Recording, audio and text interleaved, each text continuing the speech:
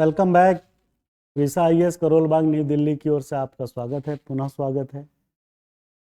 पिछले लेक्चर में हमने बताया कि कितने घंटे कैसे तैयारी करनी है, क्या पढ़ना है क्या नहीं पढ़ना है। तो स्ट्रेटेजिक पार्ट पे हमने डिस्कशन किया। अब आते हैं सीधे सीधे सब्जेक्ट पे।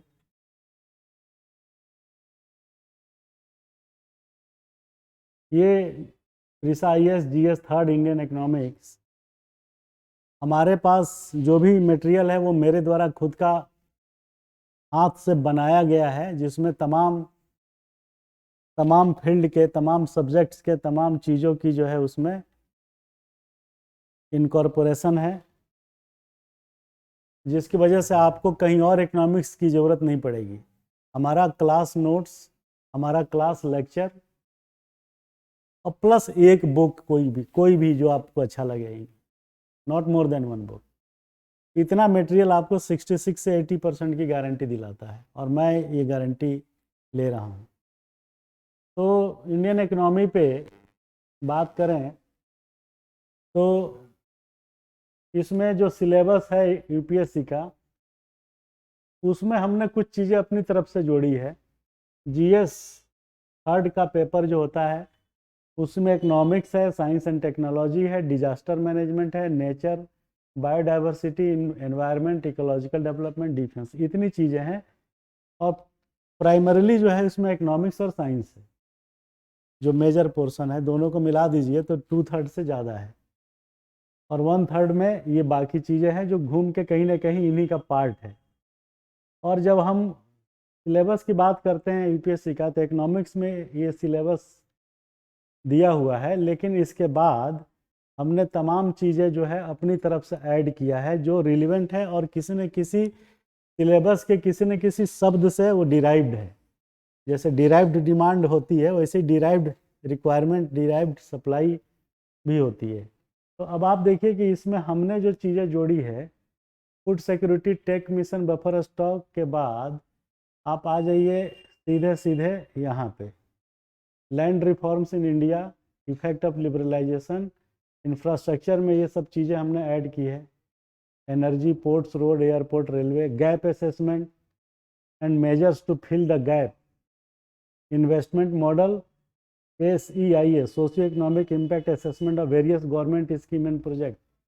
अब ये डायरेक्टली इनडायरेक्टली किसी न किसी उससे जो है चैप्टर से जुड़ी हुई है जो इकोनॉमिक्स का सिलेबस है। तो ये चीज़ें हमने अपनी तरफ से जोड़ी, इसलिए जोड़ी क्योंकि आपको इसके अलावा भी कुछ डिटेल चाहिए जो किसी न किसी कंटेंट से डिराइव्ड है।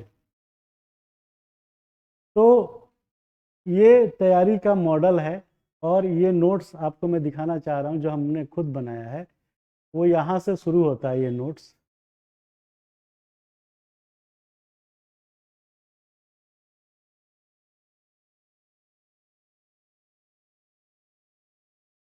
ये देखिए,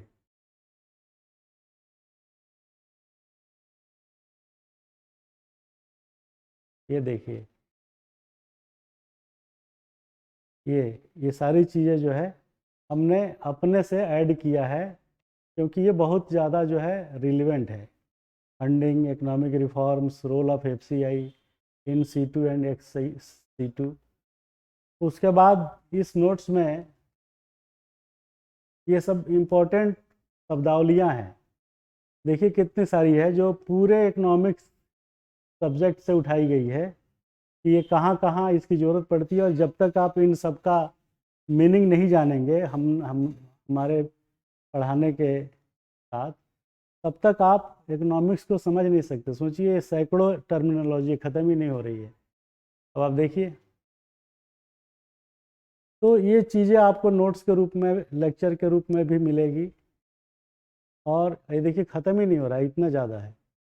और ये ज़्यादा आपको लग रहा होगा, लेकिन जब आप पढ़ेंगे हमारे साथ तो ये सब आपको छोटा लगेगा। और पूरे इकोनॉमिक्स की बैकबोन है ये।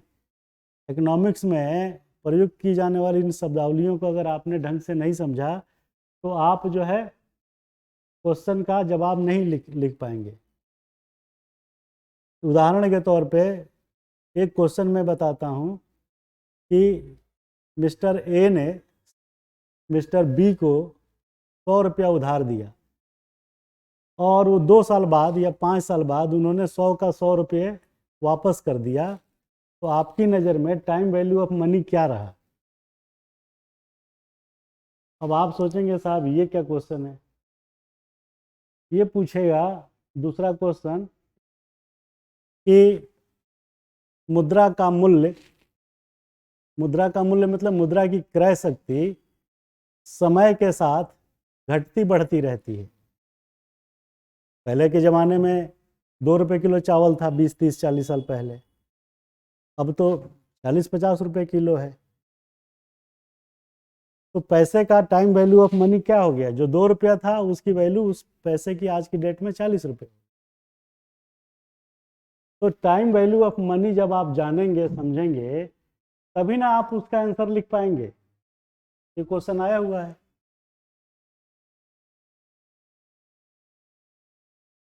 उसी तरीके से एक शब्द उसके ऊपर दिख रहा है, अपॉर्चुनिटी कॉस्ट।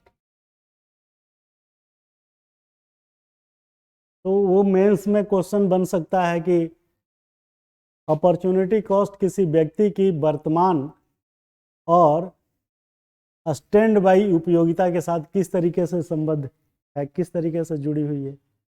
अब आपको अपॉर्चुनिटी कॉस्ट ही नहीं मालूम है तो आंसर क्या लिखिएगा? अब जैसे ये है, इन्वेस्टमेंट बैंकर पूछेगा, इन्वेस्टमेंट बैंकर आर्थिक गति को तेज या मंद करने में किस तरीके से अपनी भूमिका निभाते हैं। अगला क्वेश्चन पूछ सकता है कि भारत में आर्थिक गति में तेजी न होने के लिए इन्वेस्टमेंट बैंकर किस हद तक जिम्मेदार है? तो सवाल यह है कि पहले आपको इन्वेस्टमेंट बैंकर जानना पड़ेगा ना, आपको अपॉर्चुनिटी कॉस्ट जाननी पड़ेगी ना। ये अगर आपको हमने नहीं पढ़ाया तो प्रश्न आप कभी समझ ही नहीं पाइएगा। डेप्रिसिएशन कॉस्ट, किसी फैक्ट्री का एक्विजिशन, मर्जर या ट्रांसफ़र के दौरान डिप्रिसिएशन कॉस्ट कैसे निकाला जाएगा? तो डिप्रिसिएशन कॉस्ट को जब आप जाने होंगे तभी आप आंसर लिख पाएंगे। आजकल भारत सरकार के नीति में तमाम जो एक्विजिशन मर्जर है, जो घाटे में चल रही पब्लिक सेक्टर से फैक्ट्रियां हैं, BHEL है, जैसे NTC की मिलें से बंद हो गई, तो आज की डेट में सरकार को अगर उनको नीलाम करना है या बेचना है तो उसका कॉस्टिंग होगी ना पहले कि कितने मूल्य का ये फैक्ट्री है। तो जब उसका मूल्य डिराइव होगा तो उसमें ये डिप्रिसिएशन कॉस्ट आएगा ना, कि इन्होंने एक मशीनरी 50 करोड़ की खरीदी थी 20 साल पहले, तो अब वो आज की डेट में डिप्रिसिएट होकर के 50 करोड़ की नहीं है ना। तो वो डिप्रिसिएशन कॉस्ट आप कैसे निकालेंगे? जब पहले डिप्रिसिएशन कॉस्ट के बारे में जानते होंगे तब ना।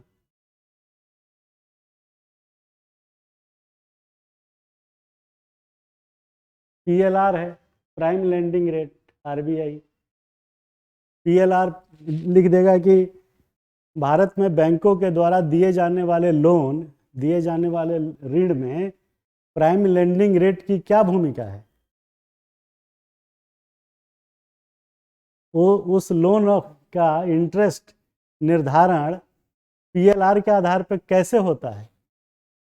तो PLR क्वेश्चन में आएगा तो PLR के बारे में आपको जानना पड़ेगा ना। प्राइम लेंडिंग रेट क्या होता है? वो रिजर्व बैंक ऑफ इंडिया जो है डिसाइड करता है PLR कि बैंक जो है कितने से कितने प्रतिशत के बीच ब्याज लेंगे। तो प्राइम लेंडिंग रेट उसी को रिफ्लेक्ट करता है।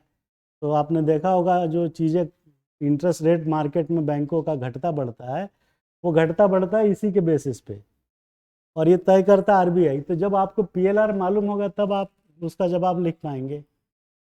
उसी तरीके से CBDC है, ये हाल ही में आया है। अब डिजिटल करेंसी है, लेकिन इसको आप जब तक पढ़िएगा नहीं तब तक आपको ये समझ में नहीं आएगा कि बिटकॉइन से कैसे फ़र्क है इसका, क्रिप्टो करेंसी से इसका क्या रिलेशन है।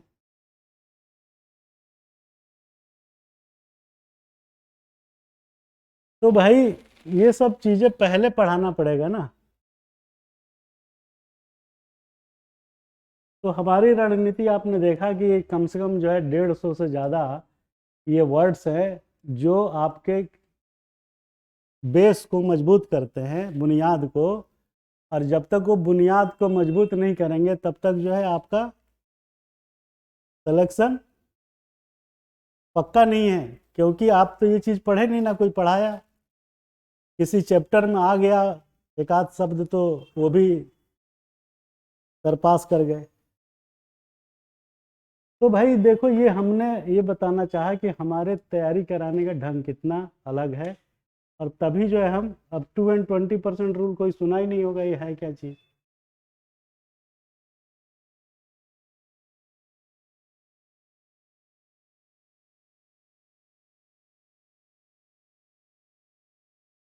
तो ये सब JB और SPB, बोल्ट, PDF, मतलब कहने गए कि जितने टर्मिनोलॉजी हमने यूज किया है उसमें से 1/3 जो है आपके प्री में काम आ जाएगा,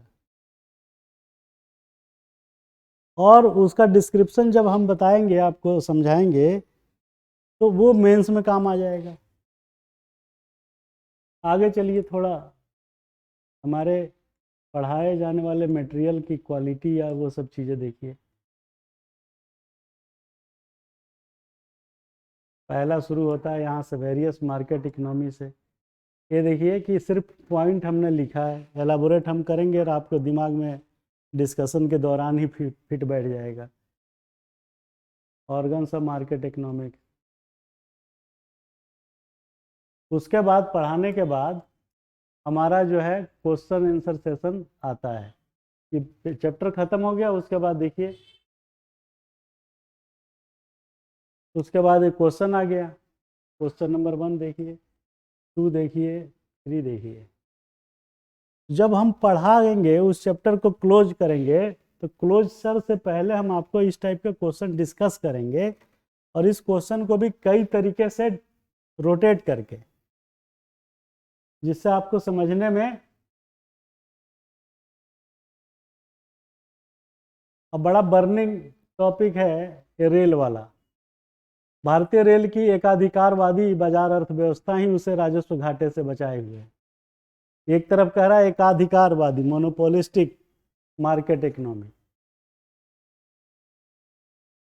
कि अगर वो मोनोपोलिस्टिक मार्केट इकोनॉमी ना रहे, दूसरी रेल व्यवस्था अगर पैरेलल आ जाए तो जो है भारतीय रेल का राजस्व घाटा जो अभी नहीं के बराबर है, बराबर बराबर है, लगभग 100 रुपये कमाते हैं तो 90-95 खर्च हो जाता है, तो अभी घाटे में नहीं है।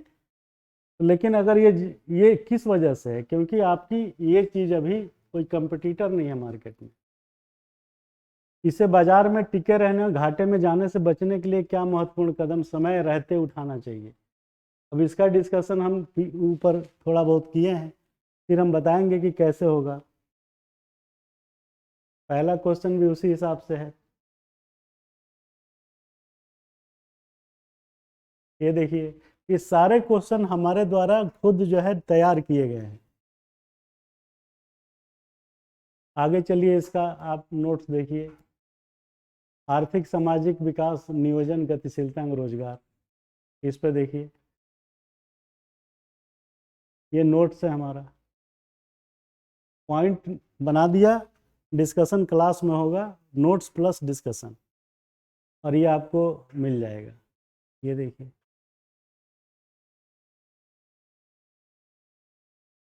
एम्प्लॉयमेंट पे आ गया।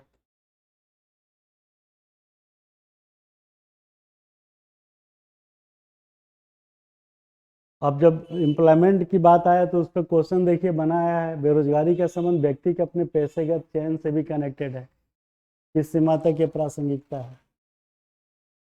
तो इस टाइप की ब्रेन स्टॉर्मिंग वाले क्वेश्चंस जो है आपको हम कराते हैं, जिससे आप मेंस में, ये देखिए, उत्पादकता में कमी का एक प्रमुख कारण भक्ति निष्ठता में कमी है। क्या यह तर्क सही है, और है तो क्यों और कैसे सुधारा जाए? क्रिएटिविटी है, मतलब मौलिकता है। सस्टेनेबल डेवलपमेंट आ गया।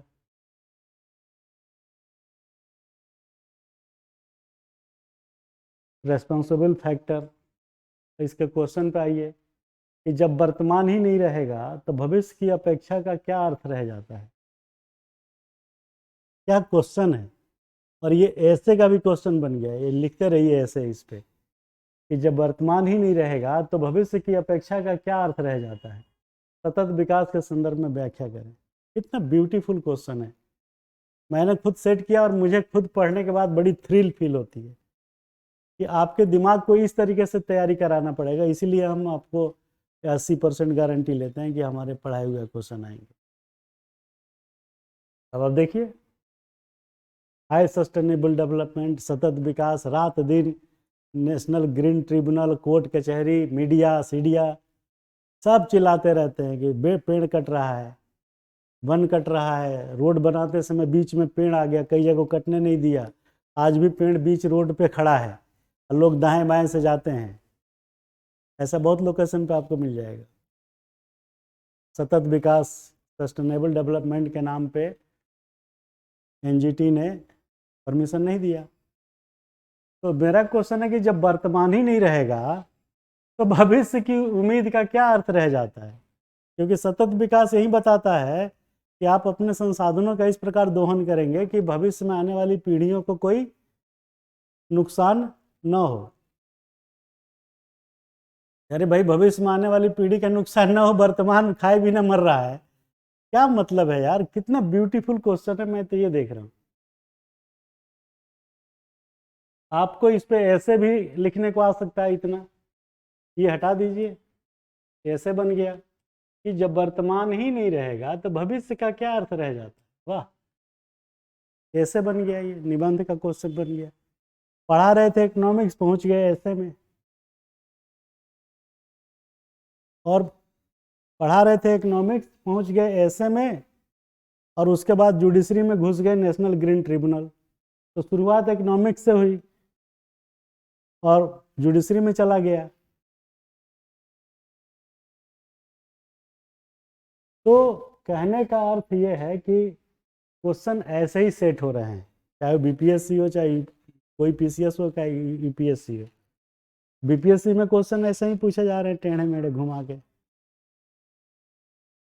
मौलिक अधिकार एक हाथ से दिया और एक हाथ से ले लिया। बड़ा बढ़िया क्वेश्चन है। जिस क्वेश्चन सेटर ने बीपीएससी में क्वेश्चन सेट किया उसको मेरा सलाम, इतना बढ़िया क्वेश्चन बनाया। अब आप कहेंगे साहब ऐसा तो कोई पढ़ा ही नहीं था, तो पढ़िए हमारे साथ, तब न पढ़ा रहेंगे, क्योंकि क्वेश्चन हमने अपने मॉडल क्वेश्चन में डाला है। एक जगह हमने अपने क्वेश्चन में डाला कि राष्ट्रपति की शक्तियाँ आभासी रूप में है, न कि यथार्थ रूप में। इस कथन की व्याख्या कीजिए।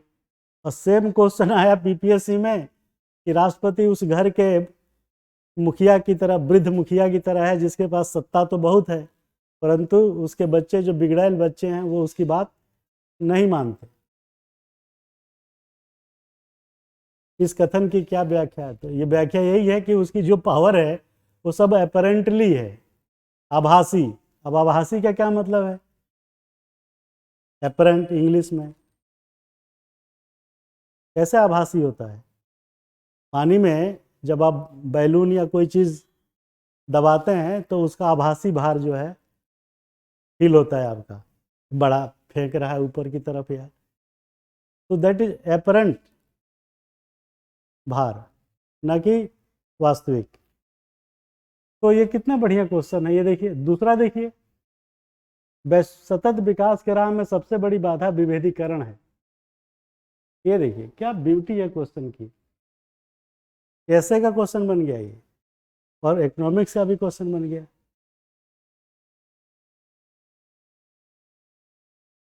इसका मतलब ये सीधा सीधा है कि जो दुनिया में धनाढ्य लोग हैं, धनवान कंट्री है, वो जो है अपने लिए कुछ और बात करती है और दूसरों के लिए कुछ और बात करती है। जैसे इंडिया को या किसी दूसरे देश को विकसित देश कहता है कि तुम जो हो H2 हाइड्रोफ्लोरोकार्बन HFC ज़्यादा वो करते हो उत्सर्जित, एसी वेसी चला के और तमाम लग्जरियस चीज़ जैसे होता है। वो उल्टा दूसरे को समझाते हैं कि प्रदूषण कम करने के लिए इन सब रिसोर्सेज का इस्तेमाल कम करो, क्लाइमेट चेंज हो रहा है, गर्मी बढ़ रही है, समुद्र का जल स्तर बढ़ रहा है, और खुद अपने लिए नहीं कहता है कि वो कितना एयर कंडीशन चला रहा है।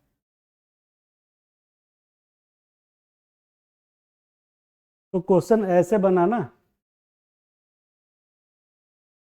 तो ये अभी ब्रीफ में मैं बता रहा था आपको। आगे चलिए। अगर सतत विकास की चुनौतियां इतनी आसान होती तो सामाजिक आर्थिक विकास के लिए परियोजनाओं का क्रियान्वयन में बरसों समय नहीं लगता।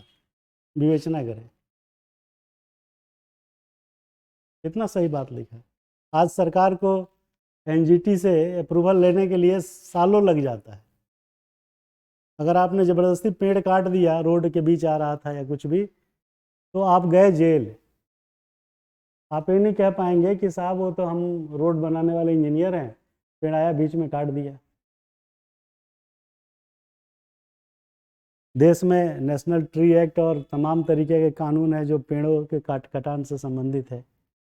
आपको परमिशन लेनी पड़ेगी, और फॉरेस्ट वाला परमिशन देने में वो अपनी जो विद्यमान नीति है, कानून है, वो उसको लेके अपनी बात अपनी जगह रखता है, वो भी सही है। तो परियोजनाओं का क्रियान्वयन में बरसों समय इसलिए लग जाता है कि अगर बीच में कोई आ गया, उड़ीसा में तमाम परियोजनाएं जो लटकी पड़ी इसी चक्कर में।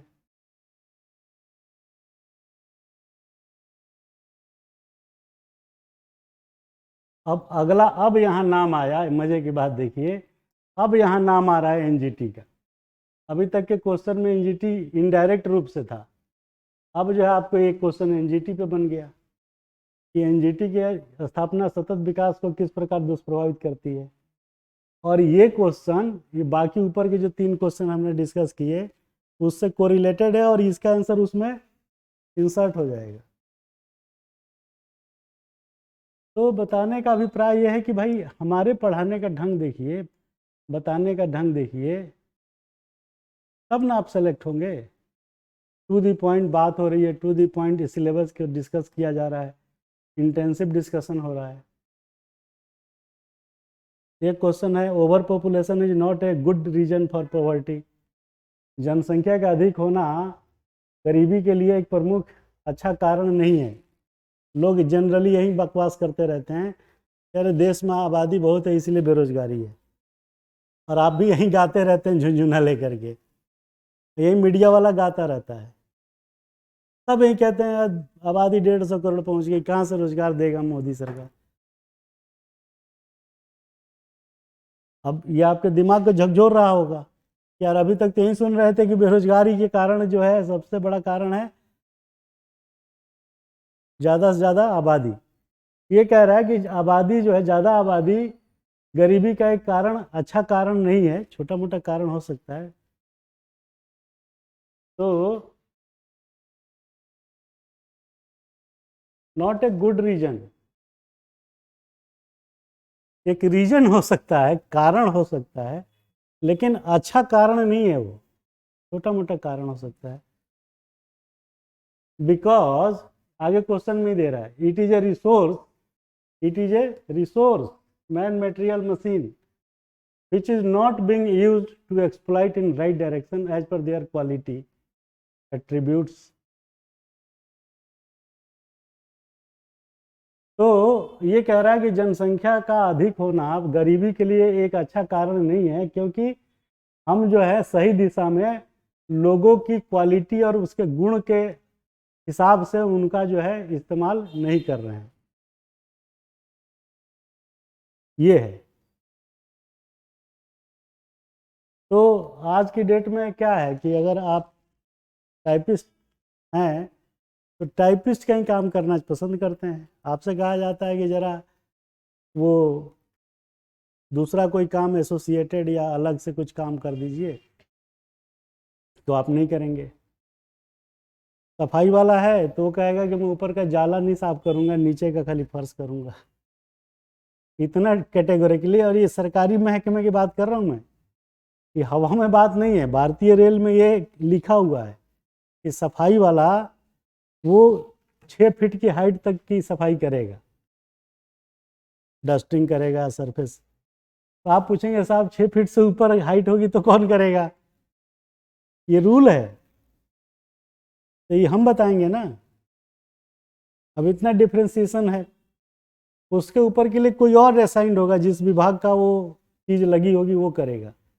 सपोज पंखा लगा है जिसका रोड जो है 9-10 फीट ऊपर से आ रहा है और जाला लगा है, तो वो उसकी ड्यूटी है डिफाइन। बिजली का कोई चीज़ है तो बिजली वाला करेगा।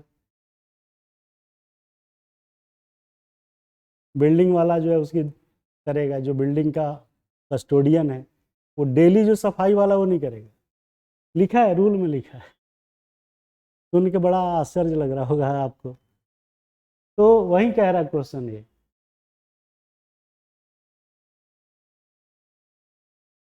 अगर कोई बढ़िया कंटेंट राइटर है तो वो सिर्फ कंटेंट राइटिंग करता है। बढ़िया अगर कोई दवा की दुकान चलाता है तो दवा की दुकान ही करने लगता है खाली, उससे कुछ और कहिएगा तो तैयार नहीं होगा।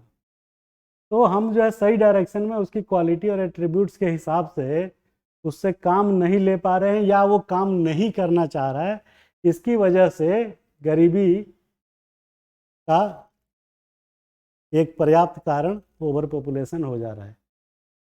अगर सब लोग सब टाइप का काम करने लगे तो कोई दिक्कत ही नहीं होगी। आगे चलिए। गरीबी उन्मूलन के लिए सरकार ने कितने प्रोग्राम किए हैं, हंगर मिटाने के लिए कितने चीज़ें हैं, ये सब डिटेल में बाद में डिस्कस करूँगा। मैं सिर्फ क्वेश्चन मॉडल दिखा रहा था। ये देखिए आ गया क्वेश्चन, पढ़िए कितना मज़ा आ रहा है। पॉवर्टी मन की एक अवस्था है। वाह। कह रहा है कि गरीबी मन की एक अवस्था है, मतलब स्टेट ऑफ माइंड है। आप उसी स्टेट ऑफ माइंड में स्टक कर गए हैं कि हम तो पैदाइशी गरीब हैं, हमारे बाप भी गरीब थे, तो भैया कुछ छोड़ के नहीं गया इसलिए तो हमारा तो ऐसे ही चलेगा भाई। जमीन जायदाद भी नहीं छोड़ के गए, तो आप अपने पूर्वजों को कोसते हैं, खुद क्या कर रहे हैं ये आपको समझ में नहीं आता। वो आपका पोता और आपका बेटा पूछेगा कि आप कितना कट्ठा ज़मीन खरीद पाए अपनी ज़िंदगी में। आप भी तो परदादा की दी हुई ज़मीन को लेके इस्तेमाल कर रहे हैं और उसी पे धनवान बने फिर रहे हैं। आपने कितना दूर खरीदा ये तो बताइए। क्यों शर्मा जी? तो आपका पोता पूछेगा ना, जैसे आप अपने दादाजी को कोस रहे हैं। एक होटल के एक रेस्टोरेंट ढाबे पे लिखा था कि यहाँ खाना मुफ्त मिलता है, तो गुप्ता जी चले गए दौड़ गए, यार फ्री में है खा लो यार, पैसा देना नहीं है। उसने कहा पैसा बिल्कुल नहीं लगेगा, आप खाइए। नहीं लगेगा ना? उसने बोला बिल्कुल नहीं लगेगा भाई, लिख के दे दिया कि आपको अपने खाने का पैसा नहीं दिया जाएगा। तब गुप्ता जी बैठ के पूरे ढेर भर खाए और फिर चलने लगे। तो बोला कि भाई ये बिल है आपका। बोला अरे आपने तो कहा था कि साहब फ्री में है। तो वो कह रहा हाँ हाँ आपको तो फ्री में है, ये तो बिल आपके दादाजी का है।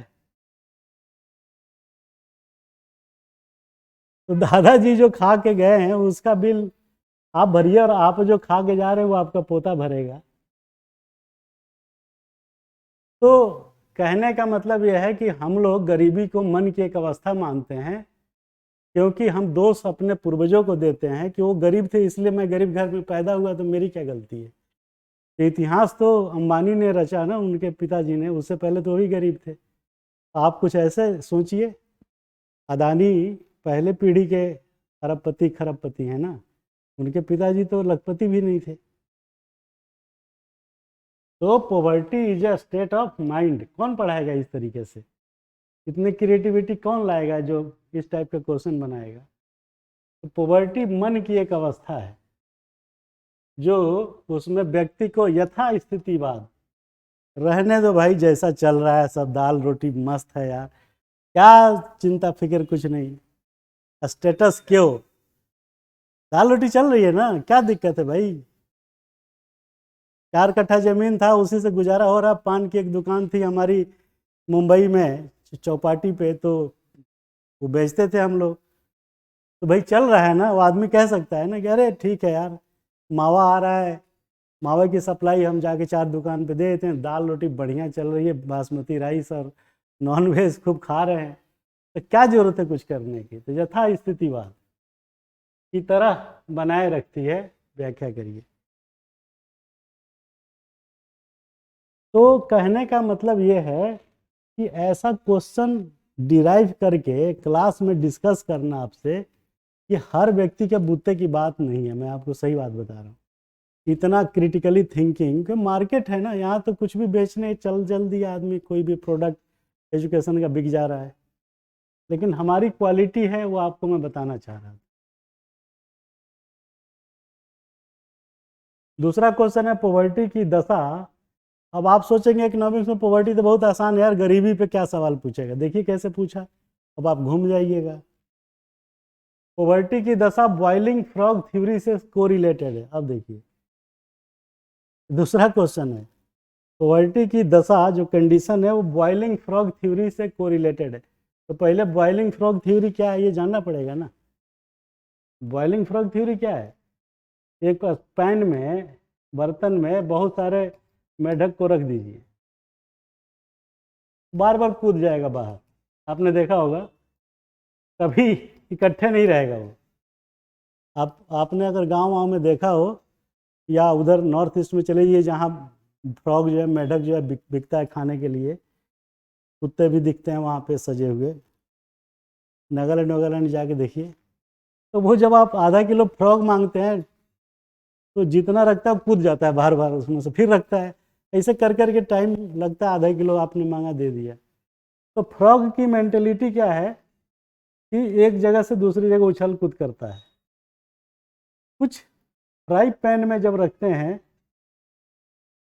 तवे पे या फ्राई पैन पे स्टोव जला के, तो कुछ फ्रॉग जो हैं नहीं कूदते। क्यों नहीं कूदते? क्योंकि उनको हीट मिलने लगता है, अब बड़ा मज़ा आता है, उनको आनंदित होते हैं, फिर नहीं कूद, कुछ कूद जाएंगे, लेकिन जिसको पहली हीट फील होगी वो नहीं कूदेगा। यार यार ये तो बड़ा कंफर्टेबल है, ये तो बहुत बढ़िया लग रहा है, वो नहीं कूदता है।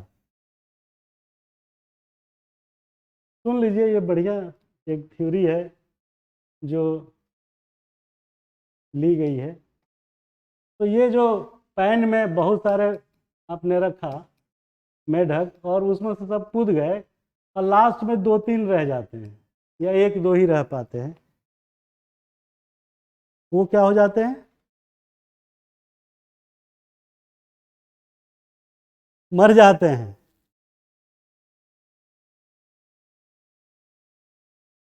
Yes, good word, comfortable zone. Comfortable zone भी एक टर्म है जहां आप नोट्स लिखने में लिख सकते हैं कि आदमी अपने कंफर्ट जोन का मतलब है कि आदमी अपनी वर्तमान स्थितियों में कोई परिवर्तन या संशोधन नहीं लाना चाहता, क्योंकि वो वर्तमान परिस्थितियों के साथ तालमेल बिठा के प्रसन्न जीवन जी रहा है। उसको दाल रोटी मिल रही है, उतने में प्रसन्न है, वही उसका कंफर्ट जोन है। बस हो गया, देसी भाषा में। हटिया पर टांग पसारे सो रहे हैं, दाल भात खा रहे हैं सुबह शाम, कोई कहा कि ये फलनमा चलो ना काम करने, कह रहे क्या जरूरत है यार, अभी तो 40 किलो धान पहले कुटवा के लाए हैं। तो ये जो फ्रॉग 2-3 बचते हैं वो बेचारे बाद में मर जाते हैं, क्योंकि वो हीट जो है अच्छा लगता है पहले तो बड़ा खुश होते हैं, एकोमोडेट करते हैं, थोड़ा और बढ़ता है हीट, फिर एकोमोडेट करते हैं, फिर एक पॉइंट आता है जहां से, एक पॉइंट आता है जहां पे वो मर जाते हैं। लेकिन मरने से पहले जब इनको बर्दाश्त नहीं होता तो ये कूदना तो चाहते हैं कि अरे यार ज़्यादा हीट लग रहा है, ज़्यादा गर्मी लग रही है, हटाओ निकालो, चिल्ला तो रहे हैं, लेकिन वो भूल जाते हैं कि हम कूद भी सकते हैं। अगर वो चाहे तो कूद सकता है, लेकिन उसकी स्टेट ऑफ माइंड आ गई उस स्टेज पे कि भैया आप तो कूद नहीं पाएंगे, और वो कूद नहीं पाता, वो स्टेट ऑफ माइंड जब उसमें आ जाता है कि मैं कूद ही नहीं पाता हूँ, कूद नहीं पाऊंगा, जबकि वो चाहे तो कूद सकता है। तो उसको धीरे धीरे हीट मिला, एकोमोडेट किया, एकोमोडेट करने के बाद जब हीट बढ़ी तो उसी के साथ और एडजस्ट किया देह ऐसे ऐसे टेढ़ा मेढ़ा करके, और लास्ट में जब बर्दाश्त से बाहर हुआ तो उस पॉइंट पर कूदना चाहा, लेकिन वो कूदना ही भूल गया, मर जाएगा।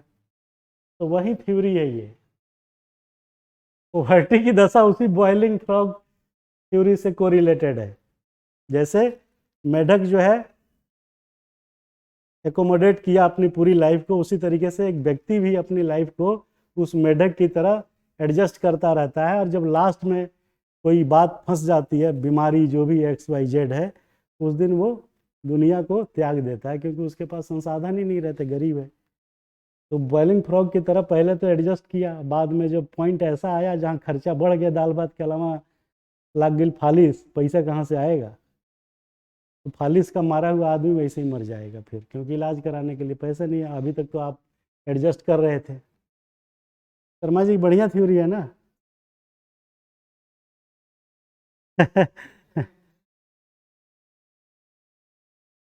तो ये क्वेश्चन हमने खुद बनाया है, और उसमें बनाने में बहुत टाइम लगता है, दिमाग को बड़ा यूज करना पड़ता है।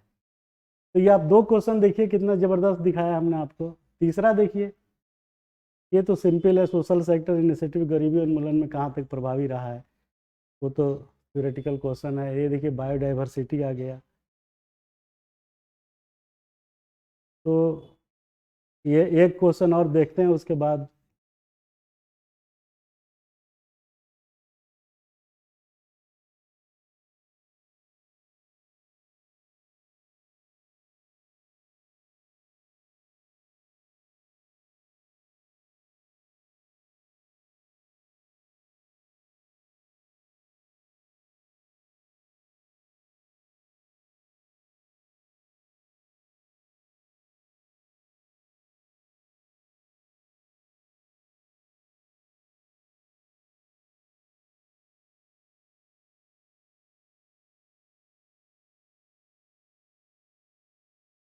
हाँ, ये तो बहुत ही थ्योरेटिकल क्वेश्चन है, इसमें मज़ा नहीं आएगा आपको।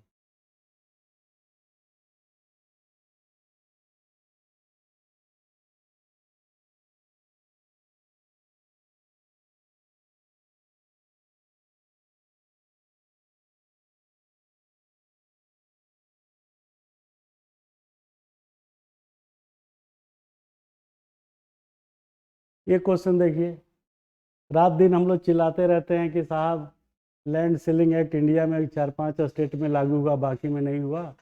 जोतों का आकार छोटा है, मुश्किल से 3-4 एकड़ का साइज है मैक्सिमम मैक्सिमम। तो इस हिसाब से हमारे यहाँ पैदावार कम होती है, यील्ड कम होता है। लेकिन क्वेश्चन देखिए हमने कैसे घुमाया है। भारत की तरह चीन में भी छोटे जोतों का आकार है, स्मॉल साइज ऑफ प्लाऊ, खेत जोतना, परंतु यहाँ यील्ड अधिक है, वहाँ चाइना में। क्या रीजन है, विश्लेषणात्मक उत्तर दीजिए। वहाँ भी 97% जोत का आकार जो है 3-4 एकड़ से कम का ही है। वहाँ क्यों यील्ड ज़्यादा है भाई, 3 गुना यील्ड है वहाँ ज़्यादा। अगर आप 1 एकड़ पे सपोज 1 क्विंटल उत्पादन कर रहे हैं गेहूं का, तो वहीं 1 एकड़ में इसके यहाँ 3 से 4 क्विंटल होता है चाइना में। और वहाँ भी 97% साइज जो है खेती का छोटा ही है, 3-4 एकड़ से कम है। अब आपकी बोलती बंद हो गई। अभी तक सब मीडिया से लेके सब लोग यही कहते थे कि साहब छोटा छोटा टुकड़ा है खेत का ना, तो उसमें लागत बढ़ जाती है, पानी पटाने के लिए लागत बढ़ जाएगी ना। अब 10 जगह खेत है छोटा छोटा, सब एक जगह होता तो लागत घट जाती। तो ऐसा क्यों है, तो उसका रीज़न हम बताएंगे। इस चैप्टर पे 1-2 क्वेश्चन और देख लीजिए। भारतीय किसानों को कृषिगत समस्याओं का निदान अभी भी मील का पत्थर बना हुआ है। रेडिकल मेजर कुछ बताइए, आमूल चूल उपाय जो उनके लिए लाभकारी हो। और ये टोटल आपके मन से लिखना पड़ेगा, हम बताएंगे कैसे लिखना है। नई कृषि नीति क्या कृषिगत समस्याओं का समाधान ढूंढ पाएगी? क्या कारण है कि पिछले वर्षों की नीतियां समस्याओं का समाधान नहीं कर पाई? तो कुल मिला के कहने का मतलब यह है कि जब तक आपको जो है हम इस तरीके का क्वेश्चन, मॉडल क्वेश्चन नहीं परोसेंगे, तब तक जो है आप स्कोर नहीं कर पाएंगे, ये मैं बताना चाह रहा हूँ। तो प्रीसा IAS के साथ जुड़िए और अपनी तैयारी में 4 चांद लगाइए और सिलेक्शन होने की जो गारंटी है उसका लाभ उठाइए। प्रीसा IAS का ऐप आ चुका है मार्केट में, प्ले स्टोर से डाउनलोड करिए और 5 तारीख तक हमारा जो है ऑफर प्राइस है। ऑनलाइन 30,000 को घटा के 11,988 और उसमें भी EMI 999 की भी सुविधा है। ये 5 तारीख तक हमारा वो है ऑफर। तो इसके बाद हम आपसे नियमित क्लास 6 तारीख से इनिशियल सेकंड बैच स्टार्ट कर देंगे। पहला बैच जो 10 तारीख से चल रहा था वो एज चलेगा, उसी को मर्ज करेंगे या आपका अलग कर देंगे। तो 6 तारीख से आप क्लास ज्वाइन करिए। ऑफलाइन फीस हमारी 1,44,000 है, जो घटा के 60,000 है, और मंथली पे EMI की देने की सुविधा 5 तारीख तक है, तो 5,000 रुपये। तो कुल मिला के इतना अच्छा ऑफर इतना सस्ता में कहीं नहीं मिलेगा। लेकिन ध्यान रखें कि ये ऑफर 5 जनवरी के बाद नहीं रह पाएगा। Thank you very much. जय हिंद, जय भारत।